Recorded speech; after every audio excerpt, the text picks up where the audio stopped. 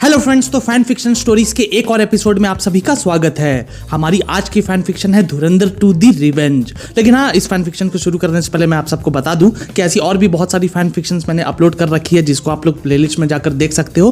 Playlist का link आपको description में मिल जाएगा, तो इसलिए इस फैन फिक्शन को देखने के बाद बाकी के फैन फिक्शंस को भी चेकआउट जरूर करना। तो चलो अब बिना किसी देरी के वीडियो को शुरू करते हैं। तो मूवी की शुरुआत में हमें कब्रिस्तान का सीन दिखाया जाता है, जहां रहमान द कैद को दफनाया जा रहा होता है। यहां हमजा और उजैर के साथ मेजर इकबाल और खनानी ब्रदर्स भी होते हैं। रहमान द कैद को दफनाने के बाद इकबाल हमजा से पूछता है, हमजा ये सब हुआ कैसे?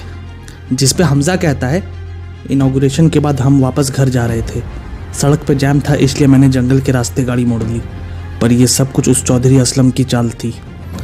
उसने हमें चारों तरफ से घेर लिया और हम पे हमला कर दिया। तभी इकबाल को बड़े साहब का कॉल आता है और इकबाल कहता है, बड़े साहब, रहमान अब नहीं रहा, लेकिन हम अपना मकसद नहीं भूले हैं। यकीन रखें, हम ज़रूर कामयाब होंगे। दोस्तों, यहाँ पे हमजा सोच रहा होता है कि उसे किसी भी तरह बड़े साहब का पता लगाना होगा। तभी उजैर कहता है, इकबाल साहब, मैं आपका पूरा साथ दूंगा, लेकिन सबसे पहले मुझे अपने भाई की मौत का बदला लेना है। जिस पे हमजा कहता है, लेकिन हम चौधरी असलम को मारेंगे कैसे? जिस पे उजैर कहता है, असलम नहीं, सबसे पहले उस अरशद पप्पू को मारूंगा मैं, क्योंकि ये सब उसकी ही साजिश थी। हमजा कहता है, तो काम शुरू करते हैं।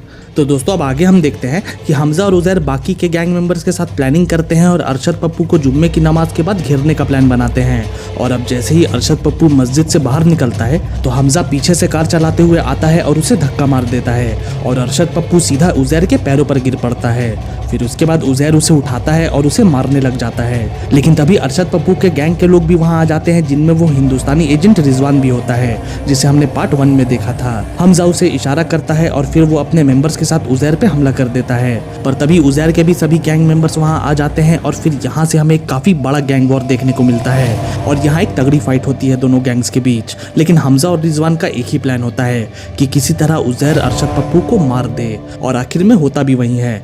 उजैर अपने हथियार से अरशद पप्पू की गर्दन उड़ा देता है और उसी वक्त हमजा वहां आता है और अरशद पप्पू के गैंग मेंबर से कहता है, अगर तुम सब मरना नहीं चाहते तो भूल जाओ कि अरशद पप्पू कौन था। आज से तुम सब हमारे लिए काम करोगे और आज से तुम्हारा बॉस होगा उजैर बलोच। जिस पे रिजवान आगे आता है और अरशद पप्पू के कटे हुए सर पे लात मार देता है और कहता है, उजैर बलोच जिंदाबाद। और रिजवान को देखकर बाकी के गैंग मेंबर्स भी आगे आते हैं और उजैर बलोच जिंदाबाद कहते हुए अरशद पप्पू के सर पे लात मारकर फुटबॉल खेलने लग जाते हैं। लेकिन उजैर को बिल्कुल भी एहसास नहीं होता कि वो हमजा की जाल में पूरी तरीके से फंस चुका है। दोस्तों, एक्चुअली में हमजा ने पहले से ही अपने ससुर को सारा प्लान बता दिया था, इसलिए पुलिस की पूरी फौज वहाँ पे पहले से ही आ चुकी होती है और वो उजैर को पकड़ लेती है। लेकिन उजैर गिरफ्तार होने से पहले हमजा से कहता है, मेरी गैर हाजिरी में लीडर तू रहेगा। और वो सभी गैंग मेंबर से कहता है कि आज से तुम सभी हमजा का हुक्म मानोगे। और ये कहकर वो पुलिस के जीप में बैठकर चला जाता है। हमजा जाते जाते उससे कहता है, तू फिक्र मत कर, मैं तुझे जल्दी छुड़वा लूंगा।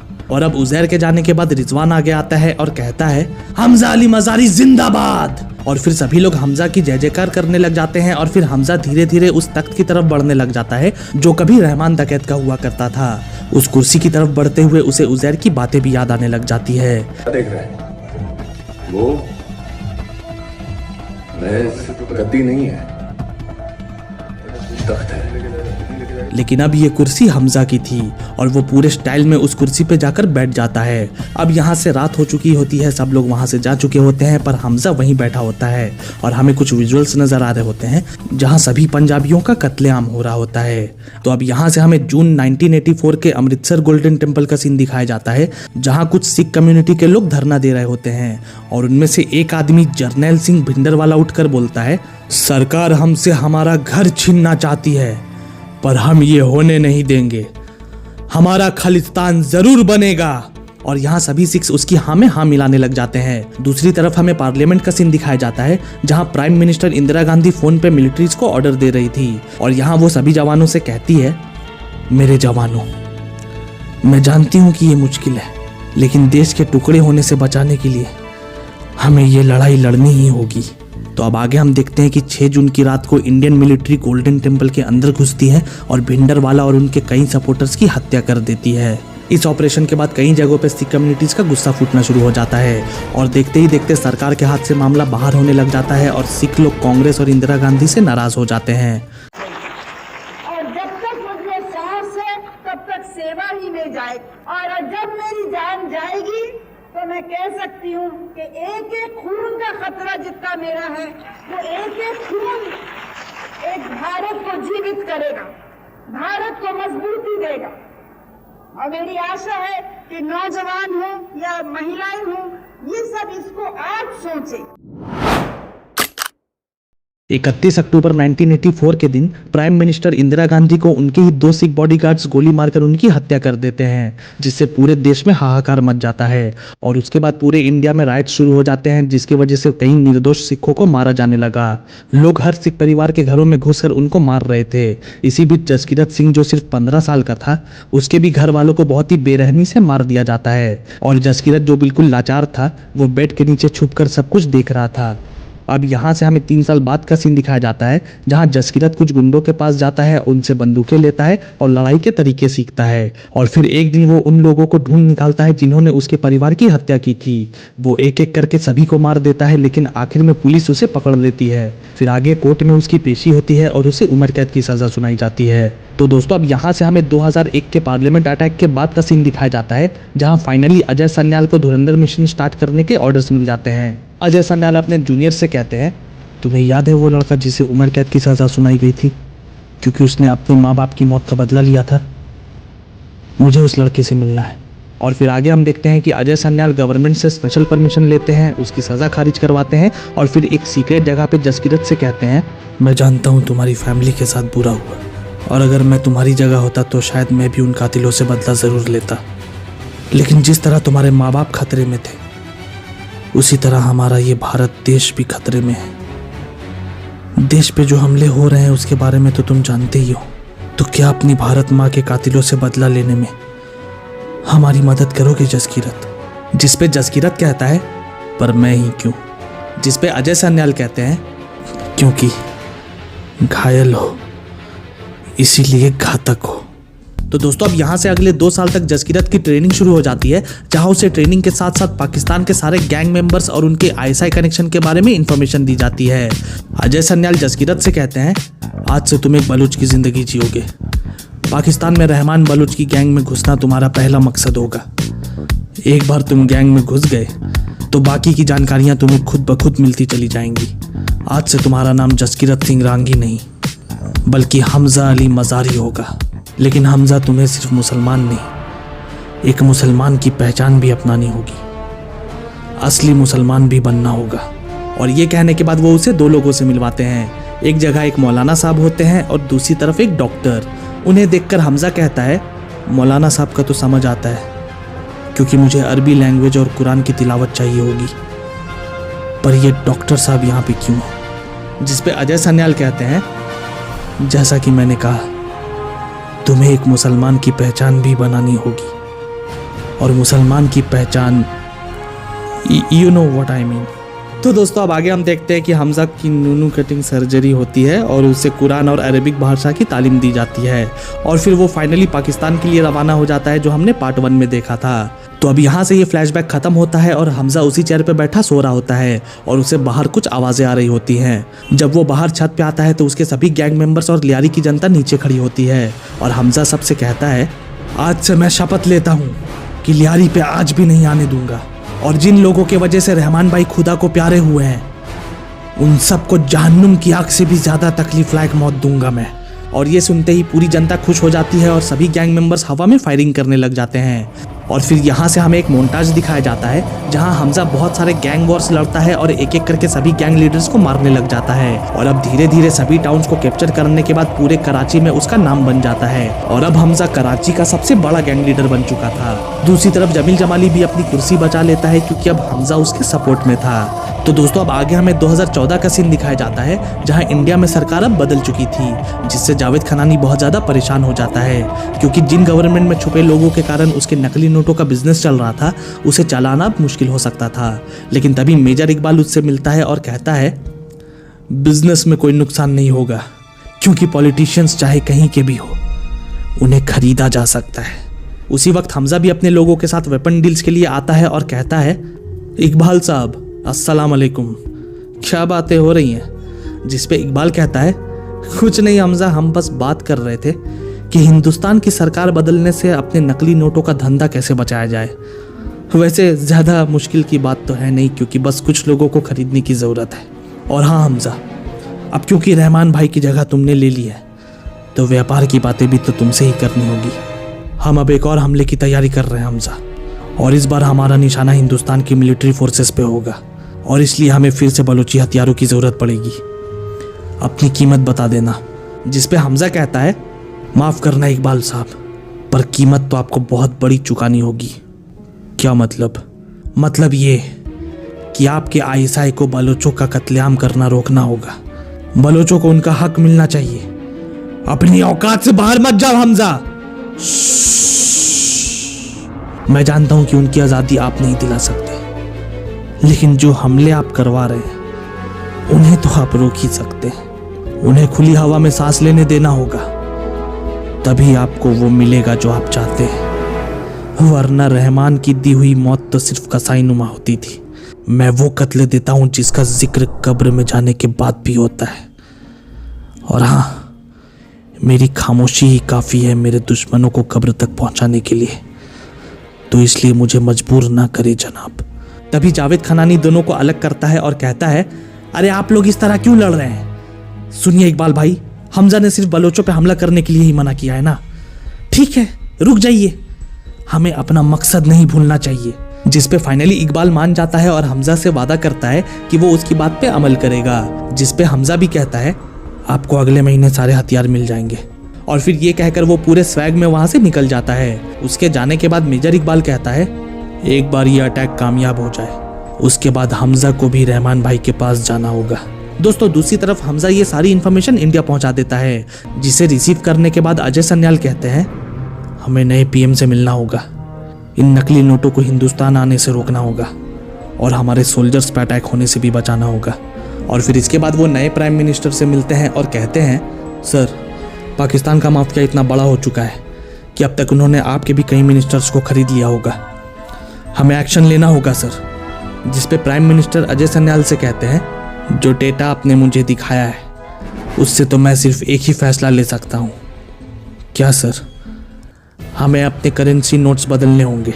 जिस पे अजय सन्याल कहते हैं, लेकिन सर नए नोट बनने से पुराने नोट बेकार नहीं हो जाते, और सारे पुराने नोट बदलते बदलते हमें सालों लग जाएंगे। जिस पे प्राइम मिनिस्टर हंसते हुए कहते हैं, वो आप मुझ पे छोड़ दें। दूसरी तरफ हमजा बलूचिस्तान पहुंचता है, और क्योंकि अब हमजा ने आईएसआई के अटैक्स को होने से रुकवा दिया होता है, इसलिए अब हमजा का बहुत ही धूमधाम से स्वागत हो रहा होता है। हमजा बलोचों के लीडर से कहता है, आप हथियार देंगे मुझे, लेकिन वो हथियार नकली होंगे, और वो हथियार कमज़ोर भी होने चाहिए, जिससे ज़्यादा नुकसान ना हो सके। अब क्योंकि हमजा ने उनकी इतनी ज़्यादा मदद की थी, इसलिए वो हमजा के बताए हुए इंस्ट्रक्शंस पे ही काम करते हैं और नकली हथियार बनाते हैं, जिससे ज़्यादा तबाही ना हो सके। दोस्तों हमजा ये सब इसलिए कर रहा होता है क्योंकि उसे नहीं पता था कि इंडिया के किस बूट कैंप पे हमला होने वाला है, इसलिए इंडियन सोल्जर्स की सेफ्टी के लिए उसने ये नकली हथियार बनवाए थे। तो अब आगे हम देखते हैं कि वो इन बंदूकों की डिलीवरी मेजर इकबाल को दे देता है, और मेजर इकबाल अब हमले की तैयारी करता है। जम्मू एंड कश्मीर के उरी सेक्टर पे हमला हो जाता है, जहां 19 भारतीय जवान शहीद हो जाते हैं। हमजा इस अटैक के कारण दोबारा से बहुत ज़्यादा इमोशनल और गुस्सा हो जाता है, क्योंकि उसकी इतनी ज़्यादा कोशिशों के बाद भी वो इस अटैक को नहीं रोक पाया। लेकिन दूसरी तरफ मेजर इकबाल को अब हमजा पे शक होना शुरू हो जाता है, क्योंकि जितनी बड़ी तबाही उसने सोची थी उतनी बड़ी तबाही नहीं हो सकी थी, क्योंकि उसे जो हथियार मिले थे वो ज़्यादा कारगर साबित नहीं हुए। और इस अटैक के सिर्फ 14 दिन बाद ही इंडिया सर्जिकल स्ट्राइक भी करती है, जिससे पाकिस्तान के टेररिस्ट कैंप डिस्ट्रॉय हो जाते हैं। मेजर इकबाल का शक अब हमजा पे और ज़्यादा बढ़ जाता है, क्योंकि उन टेररिस्ट कैंप्स की इन्फॉर्मेशन उसके अलावा सिर्फ हमजा जानता था, और बस इसलिए वो अपने कुछ लोगों को हमजा का बैकग्राउंड चेक करने को कहता है। तभी उसे बड़े साहब का कॉल आता है, और वो इकबाल से कहते हैं, अचानक से इंडिया हर चीज़ को इन्फिल्ट्रेट कैसे कर पा रहा है? तुम लोगों की वजह से मुझे पाकिस्तान से भी जाना पड़ेगा क्या? जिस पे इकबाल कहता है, आप चिंता ना करें, मुझे पता है कि आगे क्या करना है। फिलहाल हमें अपने नकली नोटों के कारोबार पे फोकस करना होगा, जब तक हम अपना अगला स्टेप प्लान ना कर ले। तो अब आगे हम देखते हैं कि 8 नवंबर 2016 को इंडियन प्राइम मिनिस्टर एक स्पीच देते हैं। We have decided that the 500 rupee and 1000 rupee currency notes presently in use will no longer be legal tender from midnight tonight, that is 8th November 2016. इस स्पीच को सुनने के बाद अजय सन्याल दोबारा PM से मिलते हैं और कहते हैं सभी नोटों को इनवैलिड कर देने से लोगों में आउटरीच आ जाएगा, तमाम देशवासियों को दिक्कतें होने लगेंगी। मैं जानता हूं अजय, लेकिन नकली नोटों को रोकने का इससे बेहतर तरीका नहीं हो सकता था। हाँ, देशवासियों को कुछ दिनों के लिए इसकी महंगी कीमत जरूर चुकानी होगी, लेकिन कम से कम ये माफिया नेटवर्क को हम इन्फिल्ट्रेट तो कर पाएंगे ना।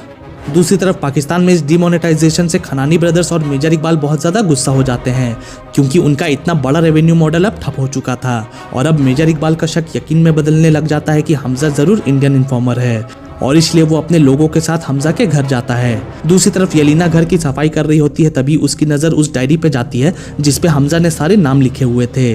वो उस डायरी को भी खोलती है, लेकिन पूरी डायरी ब्लैंक होती है क्योंकि उसमें सब कुछ इनविजिबल पेन से लिखा हुआ होता है।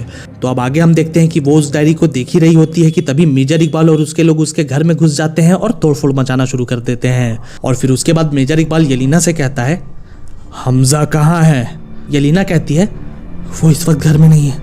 और ये आप क्या कर रहे हैं? लेकिन दोस्तों, मेजर इकबाल पूरी तरीके से पागल हो चुका था और वो येलिना को धक्का मार देता है। येलिना जाकर उस डेस्क से टकरा जाती है, जिससे केमिकल की बोतल डायरी पे गिर जाती है और उस डायरी की सारी लिखावट विजिबल हो जाती है। और अब मेजर इकबाल डायरी में लिखे सारे नाम पढ़ लेता है और गुस्से में येलिना पे गोली चला देता है और उस डायरी को लेकर वहां से निकल जाता है। बाद में जब हमजा घर आता है तो सब कुछ बिखरा हुआ देखकर वो येलिना को यहाँ वहां ढूंढने लग जाता है और जब वो येलिना को मरने की हालत में देखता है तो येलिना उसे बताती है कि ये सब कुछ मेजर इकबाल ने किया और ये कहकर येलिना मर जाती है। हमजा उसके मरने पर बहुत ज्यादा इमोशनल हो जाता है और रोने लग जाता है। तभी उसकी नजर अपने टेबल पे जाती है और वो देखता है कि उसका वो केमिकल टेबल पे गिरा हुआ है और उसकी डायरी वहां से गायब है। ये सब देखकर हमजा समझ जाता है कि उसका पर्दा अब फाश हो चुका है, इसलिए वो तुरंत ही चौधरी असलम को कॉल करता है और उससे कहता है कि कैसे खनानी ब्रदर्स इंडियन नोटों की तस्करी कर रहे हैं और उन सभी आतंकवादी हमलों में वो शामिल थे जिसकी वजह से पाकिस्तान का नाम खराब हो रहा है और इसलिए अब अच्छा यही होगा कि उन्हें खत्म कर दिया जाए।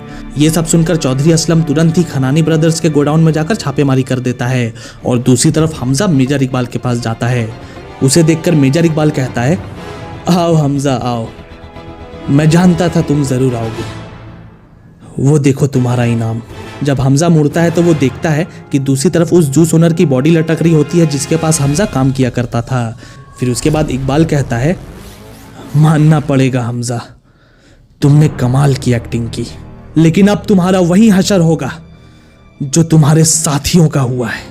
और तभी हम देखते हैं कि बहुत सारे गुंडे आकर हमजा पे हमला कर देते हैं और फिर यहाँ से हमें एक बहुत बड़ी फाइट सीक्वेंस देखने को मिलती है जहाँ हमजा अकेले ही इन सभी से फाइट कर रहा होता है। दूसरी तरफ चौधरी असलम उस पूरे अंडर कंस्ट्रक्शन बिल्डिंग को घेर लेता है जहाँ पे जावेद खनानी छुपा हुआ था और फिर अंदर घुसकर चौधरी असलम उसके पास जाता है और उसे मारने लग जाता है।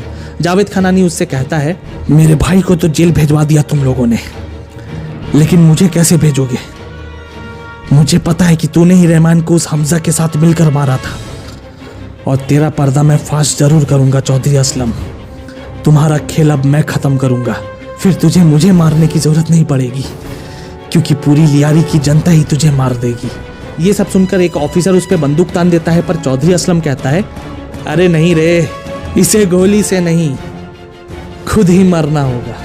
और फिर चौधरी असलम उसे बहुत मारता है और उसे बिल्डिंग की छत से नीचे गिरा देता है जिससे कि उसकी मौत हो जाती है। और फिर चौधरी असलम कहता है, मीडिया बुलाओ, स्टेटमेंट लिखो कि नकली नोटों का धंधा बंद होने और भाई के जेल जाने के गम में जावेद खनानी अपने आपे से बाहर हो गया और नशे की हालत में बिल्डिंग से नीचे गिर गया।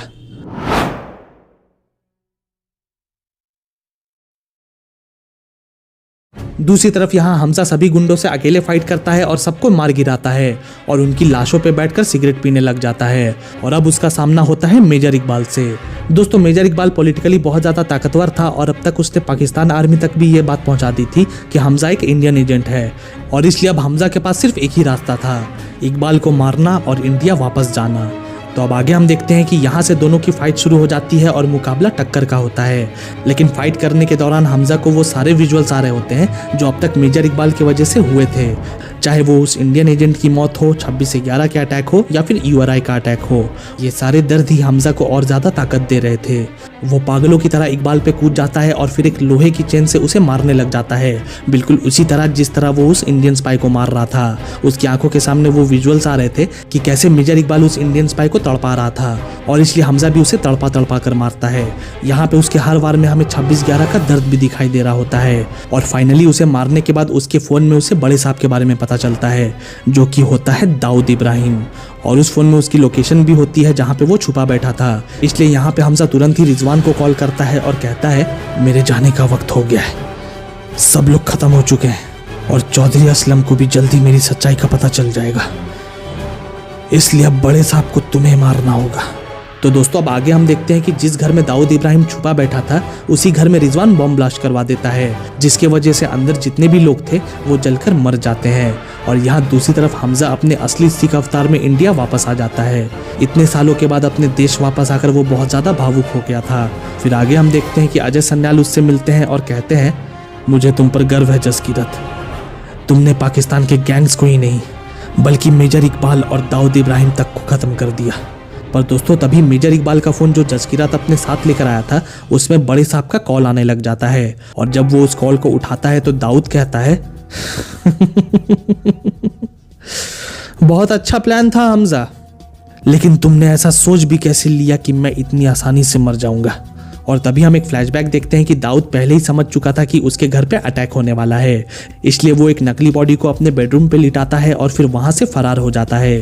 तो अब यहाँ से ये फ्लैशबैक खत्म होता है और दाऊद जसकीरत सिंह से कहता है तुमने अपना काम तो कर दिया हमजा, लेकिन जल्दी ही इंडिया को रिप्लाई मिलेगा, इंतजार करना।